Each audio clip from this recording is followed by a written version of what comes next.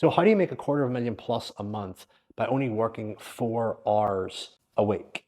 Well, let me run you through the thinking behind how I was able to achieve this. First things first is realizing why you got into business. You didn't get into business just to make money. You didn't get into business just to become the best in the marketplace.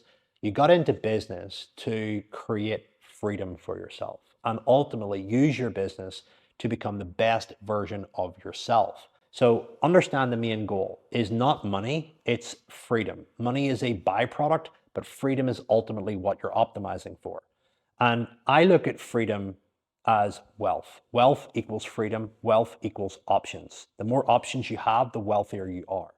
And this is the most important part that I want to stress is you've got to get clear on what you want your life to feel like, not what you want to have, what you want your life to feel like.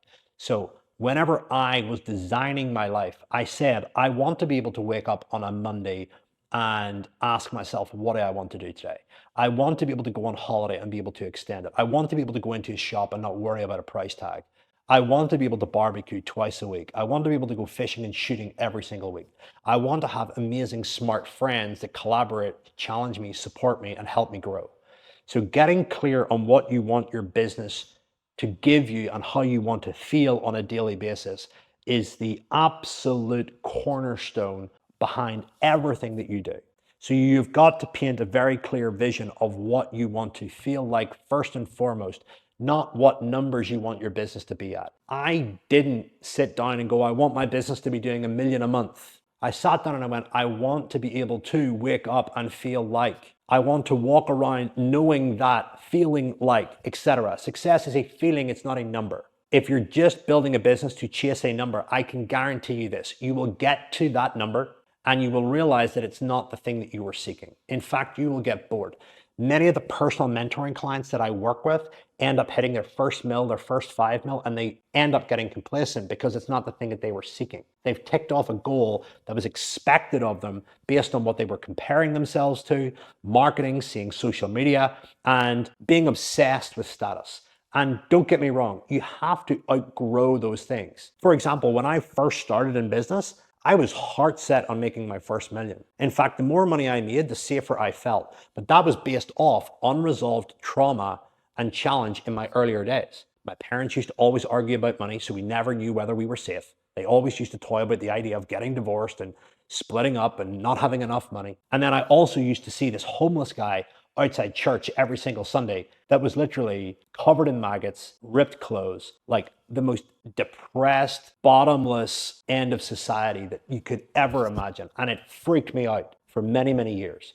And I remember saying to myself, I never, ever, ever, ever want to be in that state. And it really fascinated me how somebody could actually drop that low and allow themselves to get that way. Homelessness is a huge interest of mine. And that was a huge driver for me making money. But as I began to do the personal growth work on myself and realized that, hey, I'm just over exaggerating and overthinking and overshooting the fear of growing broke. And I'm just overshooting. And it was just my central nervous system overshooting the actions and behaviors that I felt were going to keep me safe in order to avoid going broke, that I started to free up and relax. So that is the most important thing, is actually designing a business, not on the numbers, but designing on how you want to feel on a daily basis and not getting lost in chasing numbers, trying to fit in and trying to build a business to impress other people that quite frankly don't care. You see all the stuff that you think is going to make you happy, whether it's a big house, a big car,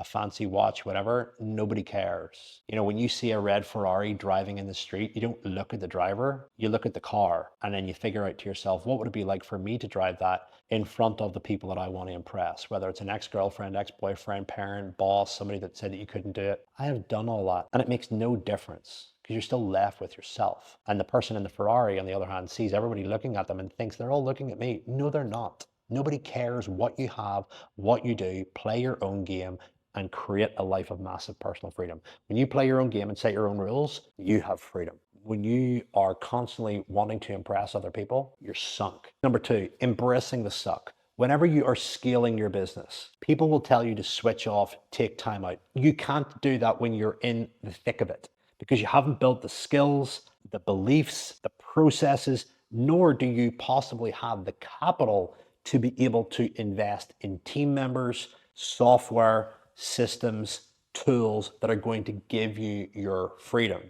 And I'm a firm believer that you actually have to work through a season of heavy work, sitting into the night on the edge of your bed, going, how much longer can I do this? Doing all the roles in your business to actually figure out what it's like to feel overwhelmed and overworked, and ultimately what would need to happen inside that role for it to be successful before you hire it. So if you're in the early stages of your business and you're in a scaling mode and you're growing and you're getting pulled in all directions, embrace it. Realize that you're not good enough yet. You're not skilled enough yet. You're not experienced enough yet. But on the other side of this is going to come the frustration, the capital, and the desire to get out of your own way. And you have to go through that. You know, the biggest mistake that I made early on in my business was not hiring quick enough, because I feared that people wouldn't have enough to do. They wouldn't do it as well as I would. But ultimately, those were limiting beliefs that were ultimately just wanting to keep myself stuck. And you know what? If you're working 60, 70 plus hours, there's a comfort in that, because you can wake up and feel stuck and it feels familiar, versus letting go and surrendering. And a large part of growing and building your business is letting go. As you grow your business, you'll find that the less that you work, the less that you get in the way, and the more that you delegate, the more that you grow. Understanding that growth is about letting go and surrendering as you climb up higher and higher. The third point is about choosing the right business model and knowing what to do with your profit. So I went into consulting and coaching. It started out with health and fitness and then moved into B2B.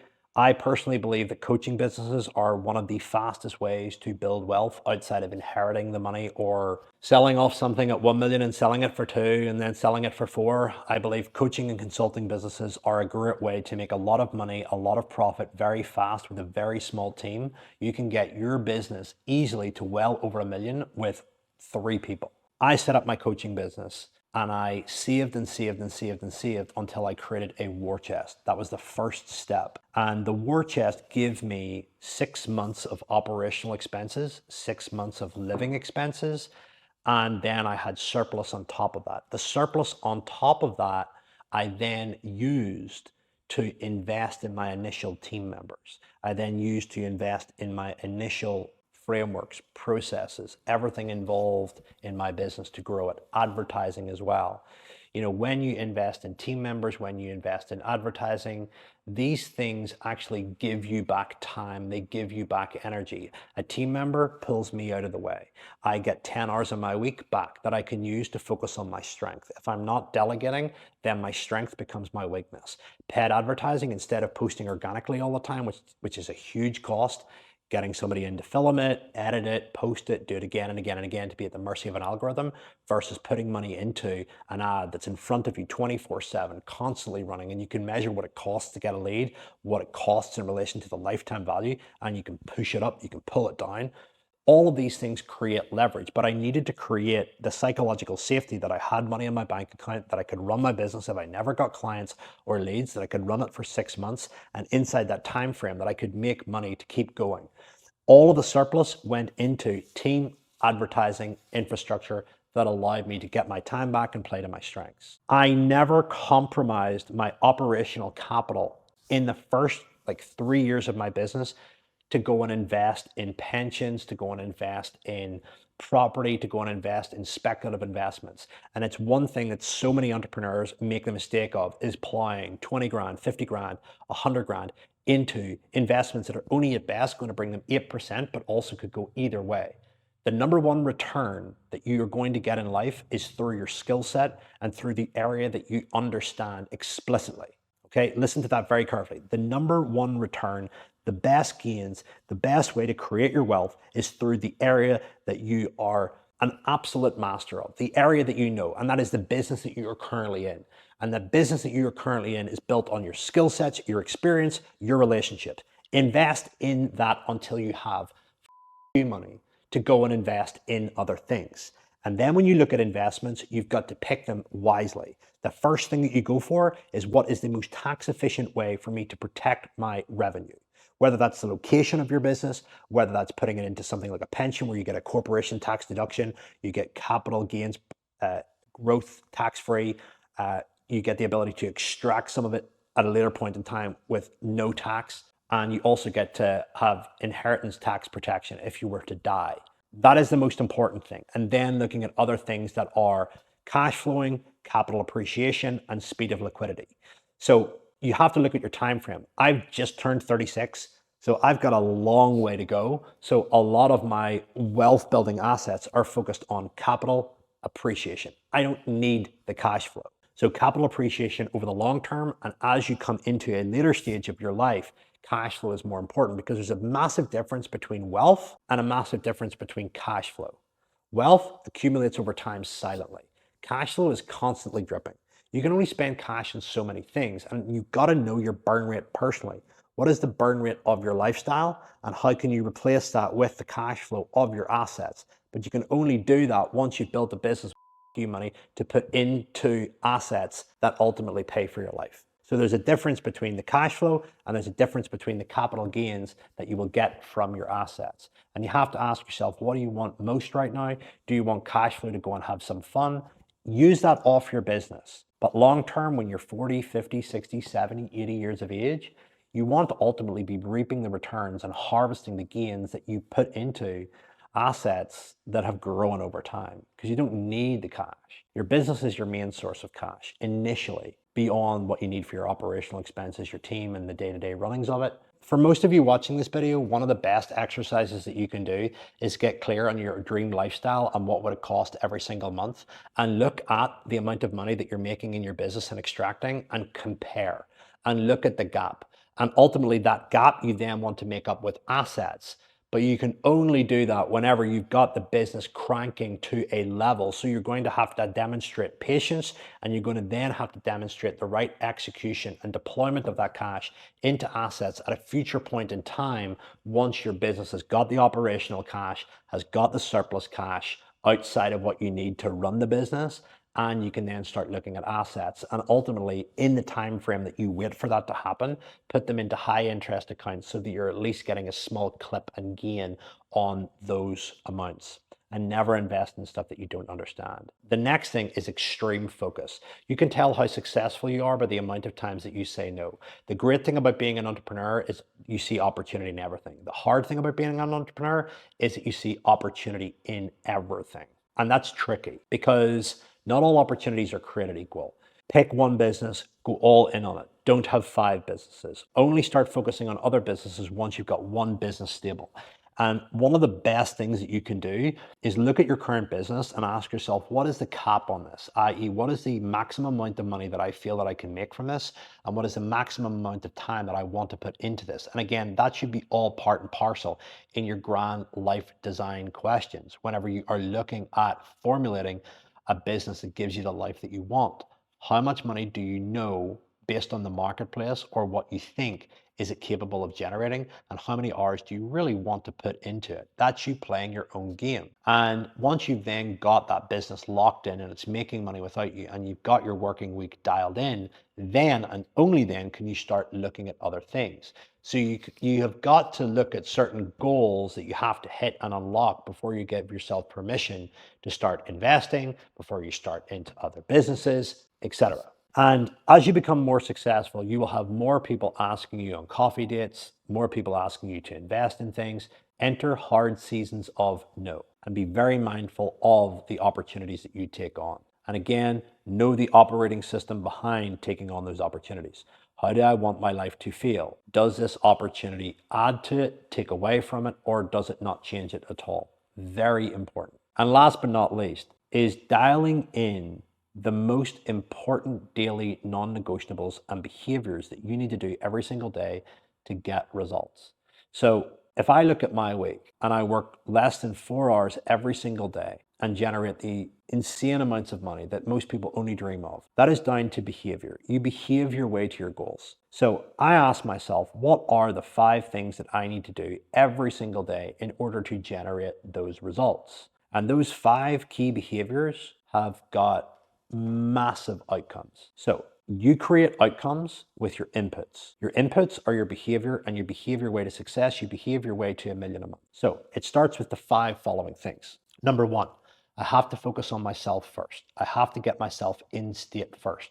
So what are the main things in my day that I need to do in order to get me in state? I need 8 hours sleep. I love coffee. I love the process of making coffee. I love the morning routine of making coffee. It makes me happy. Number 3, I need time to myself to think about my life, the direction I'm going, what's working, what's not going, and to also just sit on thoughts that maybe I don't understand and that I need to clean out. I also need to exercise. I also need to eat great food. So I look at that as a collective behavior to get me in state, keep me healthy, keep me energized. The next thing that I focus on is clients. Your current clients, your current customers are the best use of your time. Why? Because they're already paying you. Most people go and focus on new clients first before current clients. New clients are much harder to get. They cost much more energy, much more time, much more money to bring into your business than current clients that are already paying you. So making sure that they're happy, checking in, interacting with them. I still check in with customers now. How are things going? How are the team treating you? Is there anything that we need to create that we don't have? What else could we build? Keeping them happy. Retention, retention, retention. I look at my clients as a portfolio of houses, and I look at them as all paying a rent. With coaching businesses, they generally rely on or built upon clients paying a monthly recurring subscription to get insights, frameworks, get unstuck, and get help with whatever it is that they're trying to solve. So I want to make sure that they are happy, that they are engaged, that they are locked into a future that's bigger than their current reality. That's the secret to keeping clients. So I have an active role with that. The next thing that I do is I check in with my team. So my team revolve around 3 departments: marketing, driving opportunity for the business; sales, that's converting the leads that come into the business; and then customer success, i.e., fulfilling on the promise that they were told and sold into by the sales department. I have heads for each department, and I check in and I go, what are you working on? Where are you stuck? Where do you need my help? Anything else I can help with, etc. And there's a back and forth every single day. That is either in a report format, that is either in an audio note format, or worst case scenario, we hop on a Zoom and we have a meeting. But I communicate with the heads of my team, and the heads of my team have a team underneath them that then coordinate and follow through with the vision and strategy that is shared with the leaders. So those team structures have been built up over time, where it started with junior team, next junior team, a leader for those teams, and they've been built up appropriately. So I start with myself, I then work on clients, I then work on team, then I work on marketing. And marketing is basically putting something out there that is going to build trust, generate interest, and start conversations with the market. So for example, this is a piece of content for my personal brand. I have absolutely nothing to sell you with my personal brand at the moment. This is purely a long-term play where I plan to build a reputation on the internet for building insanely profitable coaching/lifestyle businesses that give you the life that you want. And then whenever I'm ready and I've got time, I might launch a series of workshops. I might open a VIP high-end mastermind. I might run a keynote. And ultimately that feeds into the grand goal of providing value for people. And you can't do that without building trust. The biggest mistake that I see so many people struggle with is that they focus on lead generation more than they do lead nurture. This is lead nurture. I'm building a relationship with you, and you're either going to love this or you're going to hate it. And if you love it, great. There's a very good chance that you're going to become a client or a customer at some point in the future. If you hate it, well, you're either going to disconnect now. I don't know why you're still watching, but lead nurture drives lead generation. So take the time, pay the price up front with your time, your energy, your effort to build great content. And then last but not least is scale. And scale for me is looking for investment opportunities. Where can I deploy the cash that I have made outside of my operational expenses into assets, into other businesses, into things that are ultimately going to allow me to grow that bottom line. And don't get me wrong, sometimes there are no opportunities. Sometimes I have to sit and wait. And that is essentially my structure. So having a series of non-negotiable daily behaviors for yourself, for checking in with clients to make sure that they're winning, for checking in with team members, for marketing and putting yourself out there, and for scale and overall growth. You can forget scale and overall growth if you're still in a growth phase and you're still just grinding every single day. But I have built the team, the systems, the process, the business model around me to allow me to execute on those things absolutely perfectly. And full transparency, there are some times where I get pulled into a firefight. There are some times where I get pulled in the direction where if a team member is really sick or something goes wrong, I have to go in and pull my weight. I'm okay with that. I'm not telling you that it's perfect. Sometimes it's complete chaos, but there is structure and there is an intention behind everything that we do because that coordinates it and feeds into the grand overarching goal of freedom. So it's important to have structure. It's important to be intentional about living according to that structure, especially when you've designed it, but also be willing to break the rules every now and again and make compromises. So I would love you to comment below. Let me know your biggest takeaway. Let me know if this has been useful. We've talked about number one, making sure that you get clear on how you want the business to feel versus just chasing numbers, dealing with any unresolved fear or stress or trauma that is essentially the operating system behind growing your business. If you build a business out of fear, it will implode, it will destruct. If you build a business out of insecurity, it will not feel congruent. You're building it from your mind, you're not building it from your heart. Number three is delegating early, but also embracing the period of working hard, feeling what it's like to be overwhelmed, feeling what it's like to be stressed out, knowing what each role feels like before you delegate it. Four is choosing the right business model. I'm biased towards coaching and consulting businesses because I feel they're really lean, they're paid up front, they're fast cash. Building a war chest of 6 months operational expenses for your business and your personal life, getting clear on what your dream personal life would look like, and then getting your business to a point where you've got surplus cash above and beyond what you can spend on investing on team and investing in advertising, and putting that into investments slowly with tax preservation and protection being the first thing, then looking at the time frame that you have to build your wealth and maximizing capital gains growth versus cash flow because you don't need it, and then looking at building assets that then cash flow towards the later part of your life, and also integrating how liquid are they, i.e. can I pull them out fast, can I sell them down, essentially building a diversified portfolio of investments that ultimately allow you to hit your dream lifestyle burn rate and cover you in the grand scheme of things. And all of this can be solved by just really being focused and aggressive with sales and making sure that your business is as profitable as possible and that you're not spending more than you make, or you're not making silly investment choices that are liabilities. So all of that is really important. Having a very strong no and a season of no, whereby you're only focused on the stuff that moves the needle and you're not getting distracted with multiple businesses, investments, wasting capital on this and that. And then finally, dialing in your daily non-negotiables so that you are behaving your way to success and that you're realizing that your inputs lead to your outputs. Be really intentional about your daily inputs more than your outputs. It's important to know where you're going, but what you've got in front of you right now, the time that you've got left in this day, is ultimately what you've got to feed into and use towards achieving your goals. So always remember to be very intentional about your inputs, focus on them more than your outputs, follow through day by day, have the courage to stick the path, measure your results in respect to your dream, and coordinate and adjust those behaviors daily, monthly, weekly, whatever's needed to steer the ship in the right direction. I hope this was useful. Comment below. Don't forget to click like and subscribe because I share a wealth of videos every single week on how to build a business that gives you the life that you always dreamed of when you first decided to take the plunge, take the risk, and go and build a business. And I don't believe anybody's sharing this level of content that goes into spiritual growth, wealth building, and overall business building in, well, your early 30s. So rock and roll. Thanks for joining me, and see you in the next video.